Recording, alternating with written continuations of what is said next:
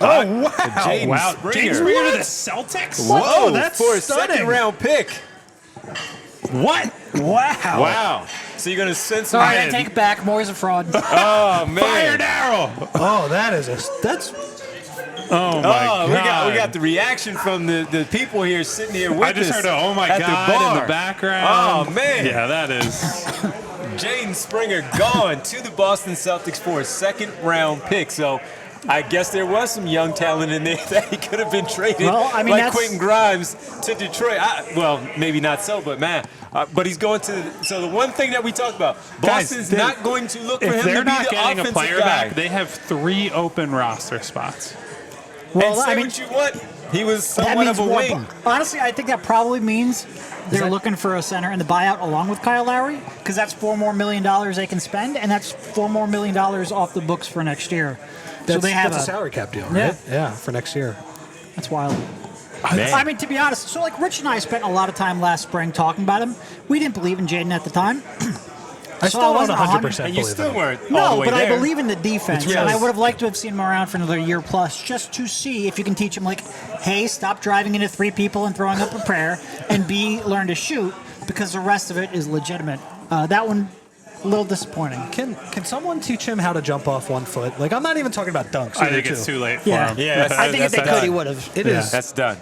It is painful to watch him try and load up when really, like, he could just, if he could jump off 1 foot, he could get all the way to the basket. Look, he is I'm not sure he is a two-way player in the playoffs, but I agree with you. I have really Not sure. I'm not. I think I'm pretty sure, yeah. But he's a valuable one-way guy at the very least, and one way in a area that they frankly they don't have good defensive players. I mean, they just don't. Put him out moving there on the forward. floor with Derek White, Drew Holiday. Well, I'm not And- guarding him. Though. How about that? How about that? Derek White and Drew Holiday are having a tough time scoring because I'm putting Joel Embiid I'm on talking him. about for and the I'm saying, defensive side of things. Oh, oh, man. sure, Yeah. sure. And his on-ball defense. I mean, honestly, it's so funny that the Sixers have had these one-way defenders. He is the complete opposite of Matisse Thybulle. Matisse Thybulle is passing lanes, sneaking behind you, getting the blocks in the corner, and kind of sneaking and maybe from behind trying to get a block, fouling three-point shooters. Like Jaden Springer is just, I am gonna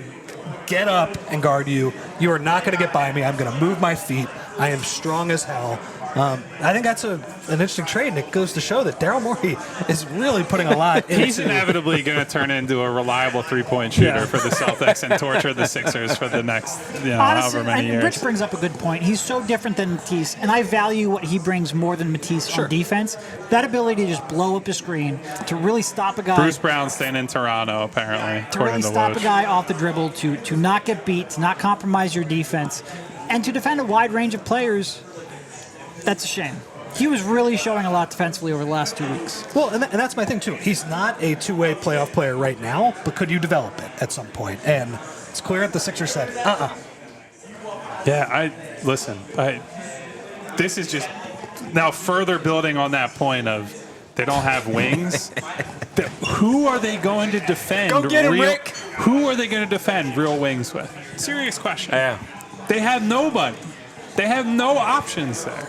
They're going to rely Anthony on Melton has already, he's your best choice. They're going to and rely he on already Tobias. struggles. They're going to rely on Tobias Harris to do that because he's Good fucking luck. let's because of And I'm not saying, look, I'm saying because if of Jaden sample Springer size plays in in the the playoffs, past. you're probably in trouble anyway. You're definitely in trouble. So, Nobody's guarding him. I don't want to overstate it and be like, oh, they traded him and now they're screwed because of that.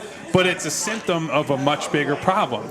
You can't go into the playoffs saying, you know what, Kelly Oubre is going to be our guy to defend wing players. No. Or Nick Batum has to defend the best player on the other team. Yes. Nick Batum as an option, as someone who can switch assignments and play in a switch scheme the way he did with fucking Kawhi Leonard and Paul George and actually very good defenders in LA. Perfect. When he is like the guy there, that is a huge problem. So according to Huge Keith problem. Pompey, the Sixers, the 2024 second-round pick the Sixers will get from the Celtics is the more favorable out of Chicago or New Orleans. So maybe. So probably Chicago, Yeah. if I had to Like guess. the 45th pick in the draft, Yeah. something like that. It's not great. It's not an overwhelming return, and we have crossed the 3 p.m. threshold. Yes. The Bulls are keeping Andre Drummond, according to Chris Haynes. Oh. Well, any chance it gets bought out? They want to remain competitive, so maybe not. Wow. I couldn't tell you at this very moment. I would just simply say that all these moves feel like moves in need of another move, right? Like, it's okay to recoup assets in a vacuum. It's okay to have Buddy just be your only real acquisition trade-wise, but there's a whole lot of dot connecting that needs to be done, and they're going to have to wait for these buyout guys. So, like, Derek, you were talking about, what was the number you said, 14 and 16? To hover in that, like, 6-seed territory? I think you're talking about 0 and 4 leading They're into going to the give up All-Star game. 130 points per 100 over the next couple of weeks. They have no chance. Up until the break, I would just pencil in maybe the Wizards game. You could argue they could win. Otherwise, you could say 1 and 3 or 0 and 4, and then you're talking about they got to go above 500 the rest of the way out of the All-Star break when they got to go out west and play Phoenix, the Clippers, the Lakers. Like, this is not going to be easy to stay out of the play-in with how they're currently constructed. Well, and here's the thing that gets me. If you wanted to trade him for cap space so you have a little more flexibility over the summer, healed? I'm not sure you couldn't have done that in the summer. Oh, yeah. I just don't understand why you're acquiring Hield and doing the cap space dump at the same time. Like, it feels like a very complicated, we're buying, we're selling. Josh Harris, $7 million under the luxury tax. Good to go. Well, that's another element of this. That The Bull RJ says Springer about to lock Maxey up. Can you imagine in the postseason? What if they make the playoffs as the 8 seed play Boston in round 1, and Springer just puts Maxey in jail? We need to put the clamps on him. Jaden Springer is not sniffing the floor. For the Celtics. Hey, it's just fun, man. agree. It's fun right now to say that. But look, they're a good organization, and I think them seeing him as a buy low candidate, maybe somebody they can develop, maybe they can extend him for kind of that Peyton Pritchard type salary. He's Avery Bradley, man. Lower money. They're going to need to do that because they're going to be a really expensive team in a couple of years. So, yeah. I am not. I don't completely understand what the Sixers are doing. Warriors trading Corey Joseph, it looks like, to the Pacers. So the Pacers, very busy this over the past couple of weeks here with the Pascal Siakam move. Of course, today with the Sixers, trading Buddy Hield to Philadelphia. Corey Joseph now going to the Indiana Pacers as well as part of. So we'll see if things keep coming down. Trade deadline is officially over, but of course things can still happen past the deadline as the paperwork.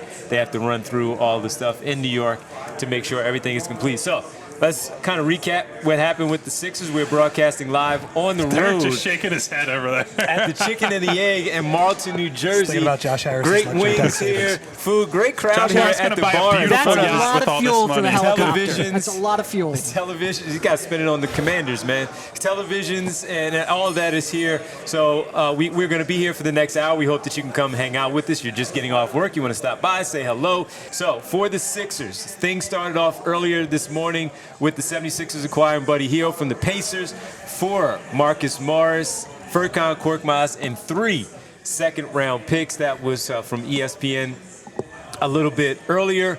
We also had the Sixers trading guard, forward, whatever you wing, Daniel House Jr., and a 2024 second-round pick to the Pistons. He was later waived by the Pistons. It looked like that was going to happen. It eventually puts them in the position, as we talked about, maybe Kyle Lowry later. Pat Beverly announced on his podcast, the Pat Bev Pod, he jumped on it before anybody else, that he's going to Milwaukee in exchange for campaign and a 2027 second-round pick coming to Philadelphia. And then the latest, Jaden Springer going to the Boston Celtics for a second-round pick. That's coming back to Philadelphia. And right now, that seems to be it. We await the buyout where maybe Patrick Beverly, a big man, potentially. I don't even know who that is. I know you said it earlier, Kyle. Maybe there's a big man out there on the market. That may not be available as of yet. But right now, the question is, who is it? We all silly like the mayor.